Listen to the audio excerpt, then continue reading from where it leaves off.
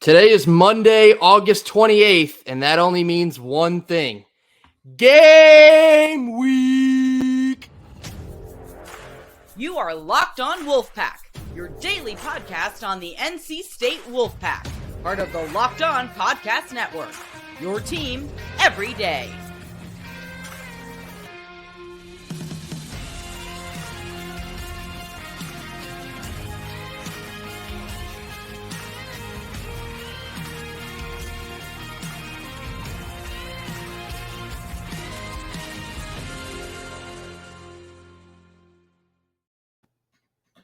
Pack Nation, welcome back to another episode of Locked On Wolfpack, free and available wherever you get your podcasts and on YouTube, part of the Locked On Podcast Network, your team every day. Today's title sponsor is Gametime. Download the Gametime app, create an account, and use code LOCKEDONCollege for $20 off your first purchase.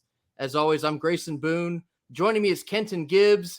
And Kenton, we're going to play some football this week. We're just 3 days away now from NC State kicking off up in Storrs, Connecticut at UConn. Week 1, officially, we've completed week 0 of the college football season, whether you love it or you hate it. And watching some of the football games this past weekend, I couldn't help but just get rid of these next 3 days. I don't want to go to work. I don't want to do chores. I don't want to go to the grocery store. Put the ball down and make it Thursday. Make today Thursday. I don't care about Monday through Wednesday. I don't care. I don't need it. Y'all don't listen to Grayson. Keep going to work. Keep going to work now. Listen, we all love to pack, but you don't want to have to pack your bags and leave your residence. No, but seriously, I agree, man. It's that time of the year. We're seeing actual clanging and banging on the field. We are seeing, I'm not going to lie and say we saw a high-quality football in week 0 because we saw more blowouts than at a good salon, but it's all right. The reality is we have football again, and that is all that matters. That's all that matters. I'm ready to see these teams compete, and I'm ready to see what NC State actually is. We have talked for months about the floor, the ceiling, what we think will happen, who will break out, who's going to be under. Enough time to put the ball down, kick the ball off, and get the thuds going and see what the final results are on those scoreboards. So I'm absolutely here for it. The game week energy is here. If you can't tell, Locked On Wolfpack has game week energy. We're bringing it. So you need to come with us, Wolfpack Nation, on Locked On Wolfpack about this game weekend. We're bringing it on a Monday, but unfortunately there are 3 more days before we get to Thursday. So we still have additional things to talk about before we kick off. We're going to start with who's going to be on the field. We released our depth chart for week 1 on Friday. Of course, it kind of came out of nowhere. You were wondering how early we would be releasing this because we play on a Thursday instead of a regular Saturday, and especially because Coach Doeren likes to play things relatively close to the chest. But we did get this released on Friday. Kenton was super excited about one position battle. In fact, that he called me in the middle of the day to let me know what he thought about it. We'll get to that in just a second, but I've kind of broke this depth chart down into 4 pieces, as it might be a little bit harder to read as it's all kind of condensed here on your screen. So we're going to start with the offensive line. Of course, news that also came out on Friday with the depth chart is you may see the omissions of a Dawson Jaramillo and a Lyndon Cooper. That, of course, is because they are both injured. Now, Lyndon Cooper is expected to only miss week 1, but he will return, they hope, for Notre Dame in week 2. But unfortunately, Dawson Jaramillo, the transfer from Oregon, has suffered a season-ending injury. So you will not see him on the depth chart for this year. And what does that mean? Well, I think the O-line, we're still okay, but we cannot afford any more injuries here. We are a little bit thin. I'm confident in the group you see listed here, especially the starters, but we cannot afford any more bad luck injuries here on the offensive line. Yeah. And in the words of B.B. King, I got way too many blues for any more bad news. I'm joking. Kanye West said that. But we have multiple positions where the guys who are the backups have not played a meaningful amount of college football, may not have had a single snap in some cases. meaningful snap of college football action for some of these backups. And that's never a situation you want to be in. The reality is, regardless of what your system is, triple option, air raid, doesn't matter. Obviously, we're leaning much more towards airing that thing out and spreading the field out. You still need an offensive line that can perform and hold up. That is a constant across any system, whatever you're running. And so with that being said, I talked about the fact that we were exceptionally healthy coming out of camp. We only lost, 2 guys technically and 1 guy out for the season, but that is an astonishingly low amount for camp. And so this is just a situation where we've kind of got to hope and pray that guys stay healthy up front, because if not, we could be in a bad situation in a hurry.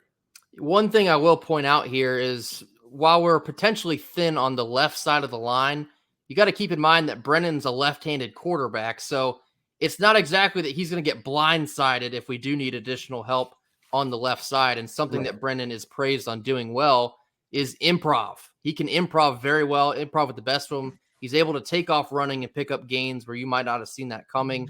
And he's able to extend a play. So if we are a bit thin, if anywhere on the offensive line, I guess it's perhaps a silver lining that it's on the left side instead of the right. But of course, we're looking for a big year out of Anthony Belton at left tackle. We're looking for a big year out of Dylan McMahon at center. Looking for more, additional growth from Derek Easton at right guard. And, the same goes for Tim McKay at right tackle. Yeah. We're looking for a bigger step forward, more consistency from those two. And they're going to have to step up this year, just to be blunt about that. But moving forward now into the offense here. Now, this is, some of you may be able to guess what Kenton was the most fired up about. But Kenton, I'll let you have the floor. What out of all of these position battles had you calling me in the middle of a day on a Friday?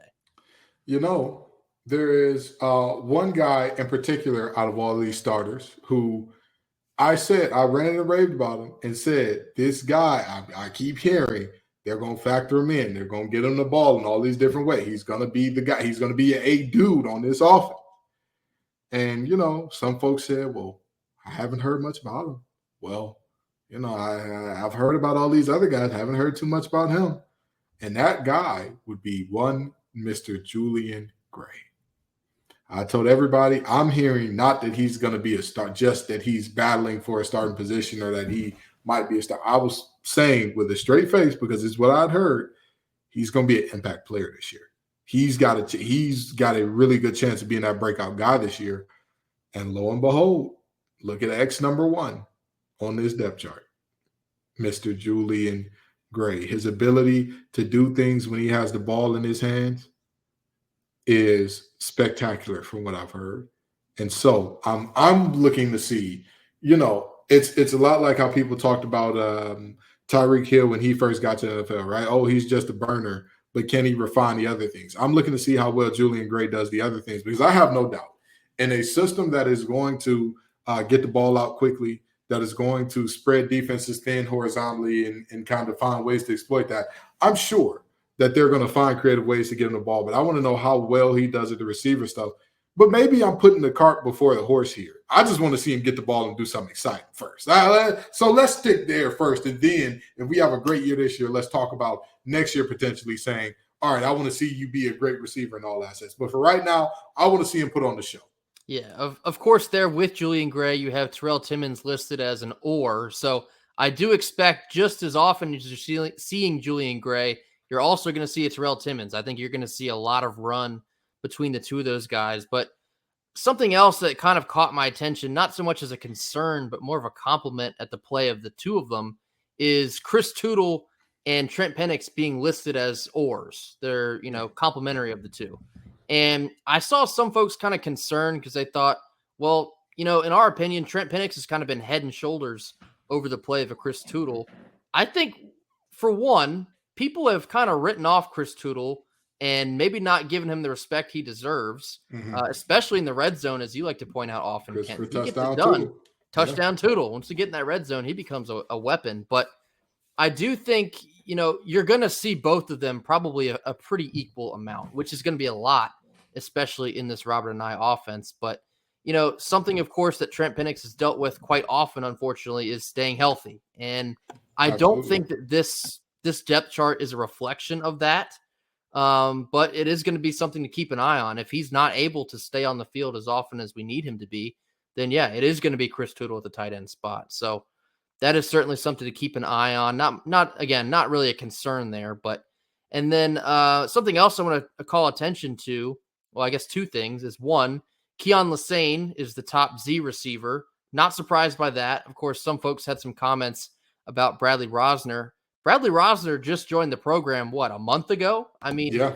For him, sure, he's an 8th-year college football player, so maybe you'd expect him just to be listed as a starter based on seniority. But yeah, he's brand new to this program. He's got to learn probably more than everyone else does at this point in the year. So no, I'm not at all surprised to see Keon, especially with Keon being a captain and a leader of the wide receiving room. I think he very much deserves to be there. Now, how much we see Rosner, I guess we'll find out. And then my last kind of observation here is KC. Kevin Concepcion listed as, I guess, wide receiver 1 as the inside wide receiver, maybe effectively like a slot type position. It's going to be interesting to see how Anai uses this sort of thing, especially with Porter Rooks listed as the flex Y underneath of that. I expect, there's going to be a lot of new things, a lot of things that are unknown for NC State offense. Of course, we've talked ad nauseum for the last couple of weeks, but I think the overall thing I'm noticing in this wide receiving core, speed kills. While the size might not be there across the board, I think the speed will be. And so creating separation from the DBs is going to be paramount because Brennan's going to be able to get them the ball. It's just going to be being able to separate themselves and getting open to be effective there. I look at this and I think to myself, oh man, this is Robert Anai is known for his creativity. He does more. So in terms of personnel groupings, and I don't want to go too deep into this because I know we got a break coming up here, but in terms of personnel groupings, right, you list how many backs and how many tight ends. So if you're talking 12 personnel, you're looking at 1 back, 2 tight ends. If you're talking 21 personnel, 2 backs, 1 tight end, 10 personnel, all that type of stuff. Robert Anai is known for getting extremely wonky with that. Yeah. And Juice Vereen was listed as an or in the flex Y position with Porter Rooks. Yeah. Now, let me tell you the importance of that. If those two are used interchangeably, then that means that we're going to see a lot of sets with potentially 2 to 3 tight ends that we're going to see everybody out in the route. We're going to see some empty sets with 2 to 3 guys that are considered tight ends potentially on this team. And what does that do to defenses? What it does is it tricks you as a defense. When you see certain personnel groupings, you're thinking to yourself a certain thing is coming. If I see the power back and 2 to 3 tight ends, I'm thinking in short yardage, I'm thinking, okay, great. We're going to need to bear down and make sure that they don't get this yard. That's what's going on here. But in reality, they could be going empty. And that's a very real look because you're not talking about 3 big, bulky tight ends. You could be talking about a 3 tight end grouping of Chris Tootle, Trent Penix, and Juice Vereen. That's what you could have out there all at once with a power back, which is now thrown off the defense's calibration in terms of what's coming and in terms of what personnel grouping they bought in. And so now you're trusting linebackers to potentially be one up with all those guys. Mismatches happen, and you've just changed the math. This is a group that could be absolutely special because of the versatility. You said that the height wasn't there, but think about it this way. They could trot out a lineup of all guys that are 6 feet or taller. We've talked about the speed. That's one thing that can't be debated. You could trot out a lineup of 4 receivers that all run 4.4 or better. This team has versatility. They have weapons everywhere. I'm waiting to see what this offense looks like. We covered the offensive side of the ball. We're going to cover the defensive side of the depth chart after a word from our sponsors. That is Athletic Brewing Company, a brand new sponsor for the Locked On program. Athletic Brewing Company is brewing non-alcoholic beers, and they are changing the game in doing so. Their brews are great tasting and award-winning, and they beat out full-strength beers in global competitions. They brew over 50 styles of craft non-alcoholic beer, including IPAs, golden, sours, and more. You can find Athletic in-store online, and at bars around the country. So you can find Athletic Brewing Company's non-alcoholic brews at a store near you or buy online at athleticbrewing.com. First-time customers can use code LOCKEDON to get 15% off of your first online order. That's code LOCKEDON at checkout and get 15%. Athletic Brewing Company, fit for all times. All right, now Kenton, breaking down the defensive side of this depth chart. Let me pull this back up for us. Mm-hmm. We're going to cover first basically the defensive line and part of the linebacking core. Of course, you see the nickel listed at the bottom as well. But as maybe we had some surprises on the offensive side of the ball, none to be found here. Of course, the defensive line we raved about just this past week. Davin Vann, CJ Clark, and Savion Jackson listed as the 3 starters up front. Well deserved. We're expecting the world of them this year in 2023. Of course, the linebacking core listed as Jalen Scott, Devon Betty, and Peyton Wilson. Not exactly a surprise there either. However, I want to talk a little bit about the depth here because that's kind of the main focal point of these being listed here. Thrilled, over the moon about the depth here in the defense, especially at defensive line. Just look at the names here listed. You got Davin Vann behind him, the JUCO transfer, and Red Hibbler. Heard amazing things of him at a fall camp coming into the program. And you got the OR with Noah Potter. Of course, Noah is the transfer from Cincinnati and or Ohio State. I've heard he has come on strong of late. So you basically have 2 to 3 extremely solid options there. But with a Davin Vann in the season that we expect him about to have, it's good backup, I guess, to say the least. But some of these rotations are going to be disgusting, regardless of who you have on the field. You got CJ Clark at the nose. Maybe some concerns about the depth there as he's coming back now fully healthy from his ACL tear 2 years ago. We've heard great things of Brandon Cleveland behind him. Yeah. So these rotations are going to be excellent. Absolutely. And to think that, if you look at CJ Clark and say, well, is he fully back from the injury, all that good stuff? Well, the guy behind him is the guy who you've heard the most about out of the second group. You know what I mean? So that's a good thing there. And Travali Price is also another guy that you've heard good things about. But I want to emphasize this in the 3-3-5, in most defensive situations, but especially in 3 down lineman fronts, left end, right end is very semantic 9 times out of 10. It's extremely semantic. It's basically like, oh, well, this is where we want to put you for now. This is where we want to put you for now. The reality is you could really reduce that into end and add all 6 of them into a depth chart together and say, these are the starters, these are the 2s, these are the 3s, because all of these guys could be used interchangeably in either spot. Now, with that being said, to hear so many good things about so many of these guys, that's exciting. To hear Coach Gibson say this could be the best group that I've had, or this is the best group that I've had since I've been here, that's exciting because we saw some that were absolutely phenomenal. And so this is, to whom much is given, much is expected. The praise has been given. Boys, much is expected. Go get them.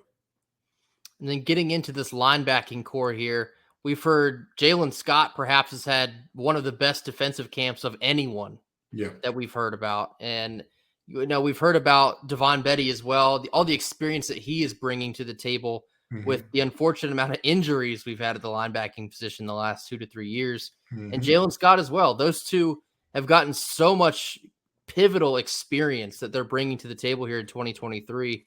And they're hungry for it. It's their time now. There is nobody to back up. They're at the front of the line. So it's time for them to show out.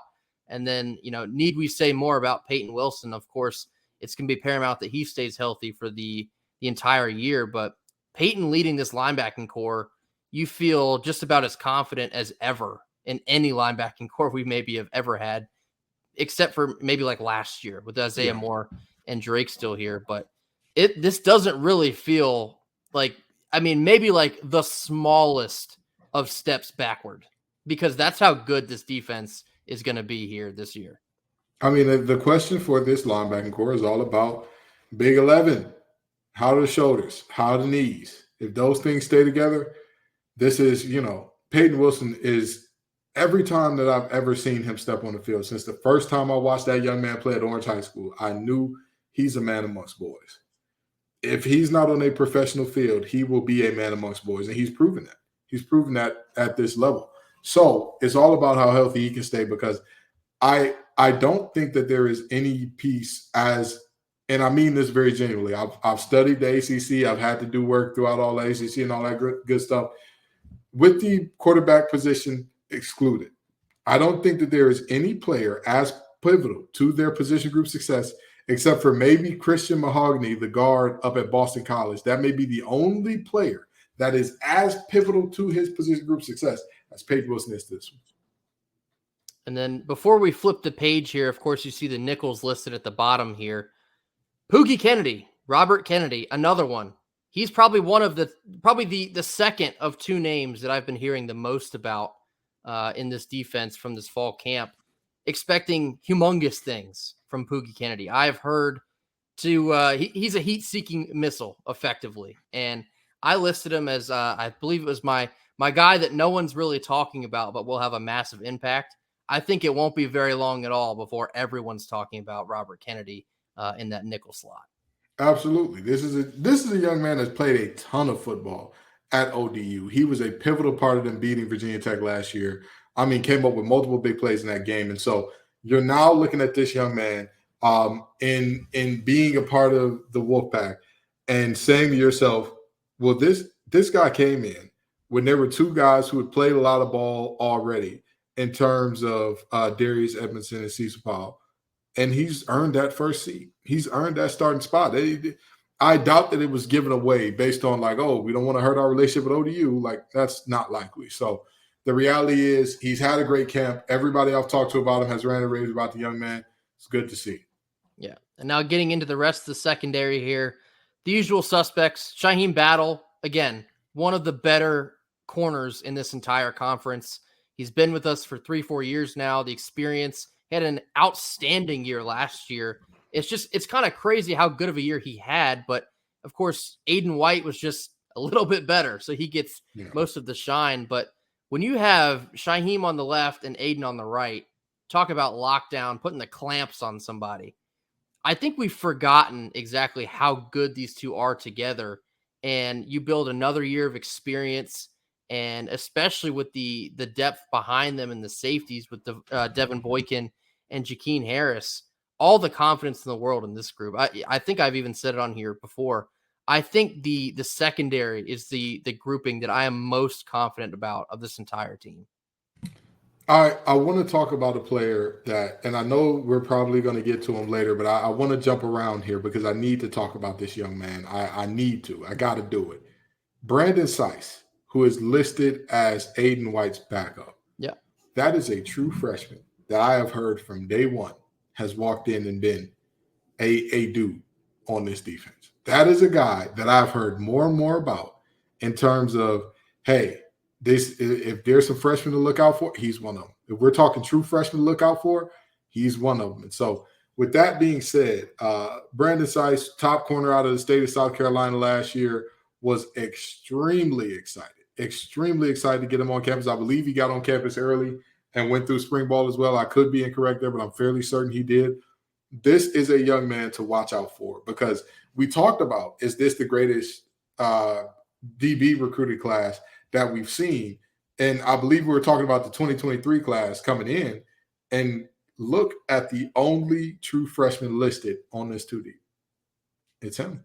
That is a dude there. I'm ready to see him ball. Of course, I'm ready to see him ball with Aiden White and Shaheem Battle. You know, we're hoping everybody stays healthy and does their thing here, but this defensive backfield could be something truly special. And then one more point here before we move on to kind of previewing UConn. More so on these safeties here, you know, when we spoke to Corey Smith last week, he talked a lot about Bishop Fitzgerald, who was the number one JUCO safety in the country before coming into NC State, and Sean Brown, he's gotten a fair amount of experience too. The depth there, the depth is just insane. And I completely glossed over Terrente Hinton behind Shaheem Battle. He has been tabbed as a guy to be looking out for. Just the depth and experience is absurd in this defense. And I can't imagine there's anyone happier than Tony Gibson, which it could be why he's having these comments coming out all of a sudden like, hey, this is the best defensive line I've ever coached. A lot of people are starting to come to the realization that this defense could be legitimately better than last year. And that is almost impossible to try and wrap your mind around how good they were in 2022. But you look at, and we're going to start talking about UConn here in just a second, but I know UConn's a different team than they were in 2022, but it's like, so are how we. on earth are they going to score on us? Yeah. UConn is a different team, but so are we. Yeah. So are we. That's So the are we. reality. But There was some addition by subtraction. That's some coordinator positions that I won't speak about. I'm not going to say any names, but there was some addition by subtraction there. There was some guys got a year older in that receiver room. Let's just be honest. Guys got a year older, and we got some dudes. We got some height in that room in terms of multiple guys that are 6'4", 6'5". That is insane. Imagine you walk out there and you see Collins and Rozier and Anthony Smith and KC out there. You're looking up and you're hey friends, they've got 3 guys on the field that are 6'2" or taller. I'm scared. I want to go home. This is a group that, again, if you want to bring out a speed package, you talk about Julian Gray and KC and Keon Lassane and Anthony Smith. Like you've got multiple different ways that you could go at this thing. And I'd be remiss if I didn't mention Timmons. I'd be remiss if I didn't do such a thing. And so you've got so many different options that you can go with in terms of what you can do here. That we're talking depth on offense. We're talking depth on defense. The only position that we have said we're worried about depth for is offensive line. Everywhere else, we're like, hey, you got a dude and a bad – you just got multiple players that are – this is a bad boy. And I'm talking Michael Jackson bad, the good bad. This is somebody that you got to worry about when he's on the field. So, this is shaping up to be a good season. All right. Before we move forward with further comments on UConn, our second sponsor for today is Gametime. Of course, we've all been there stressing about securing tickets when it comes to last-minute situations. You don't need to stress anymore when you come on to Gametime.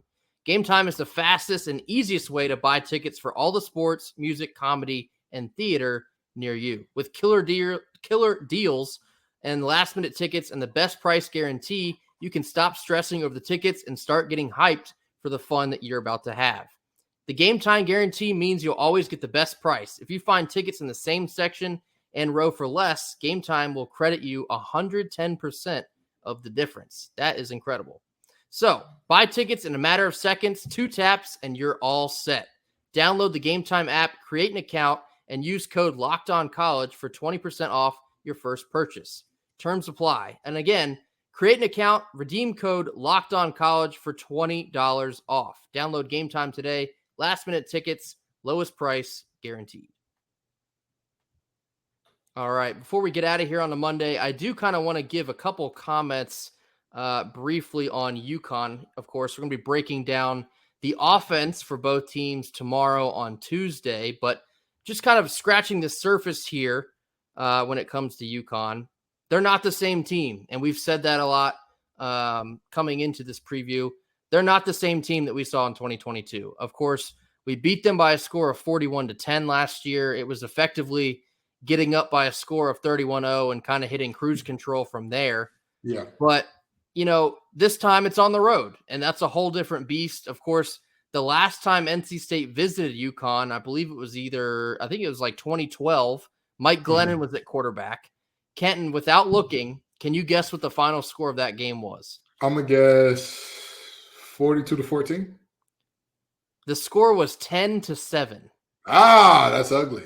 Oof. So it goes to show you cannot overlook UConn, regardless of how they were in 2012, regardless of how they might be in 2023. If you mess with some food, you're going to be hungry still because somebody else is going to take that food off your plate. That's going to be UConn. Okay. So like I mentioned, they had a good year, probably their best year last year since like 2015, I want to say. They're on the uprise. Jim Moore is their head coach, a lot of NFL experience. He was at UCLA for a long time, experienced a lot of success there. And something I've been noticing within the UConn media is they're going to show up. Their crowd is going to show up for this game. For sure. One.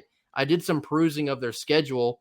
Outside of probably Duke, NC State is their biggest opponent on the schedule, and it's game one, the kickoff, when everyone has little to no expectations. They just want to watch some football, and your biggest name brand team is coming into town. They're going to show up. I believe they haven't really sold out their stadium.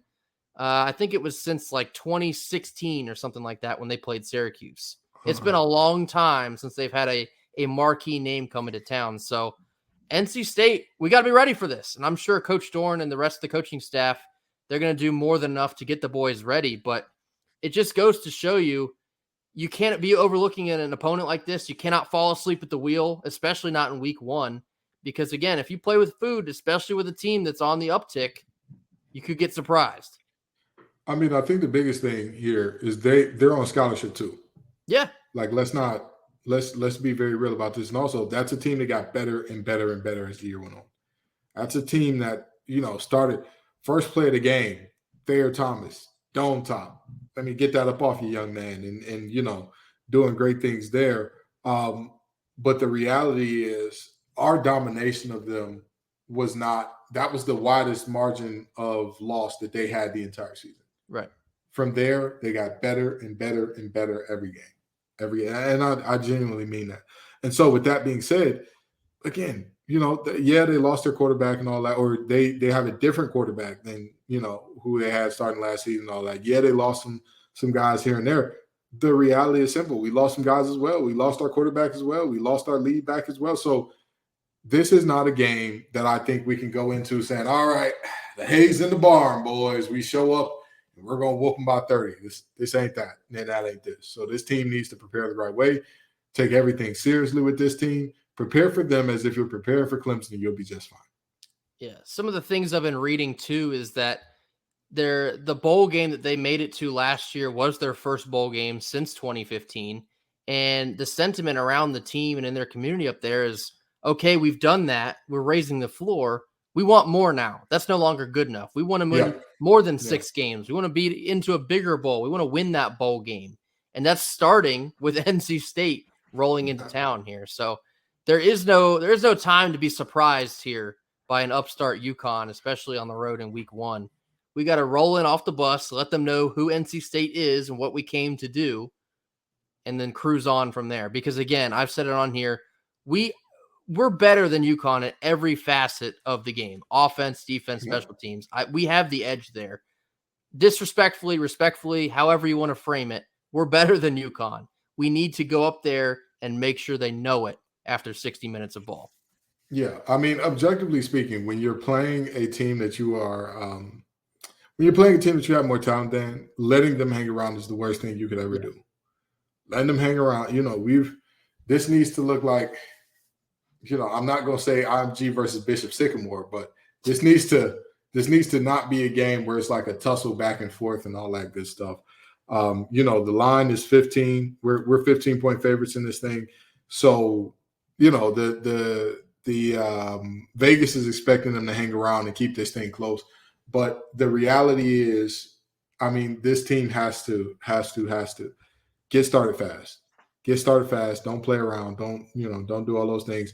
But don't worry, we're still saving Ken's keys for later this week, folks. So we'll get into exactly what this team needs to do. But just very generally, like Grayson said, don't play with your food. Don't play with your food. You got to snatch and grab it as if you're not going to get seconds if you don't eat fast enough.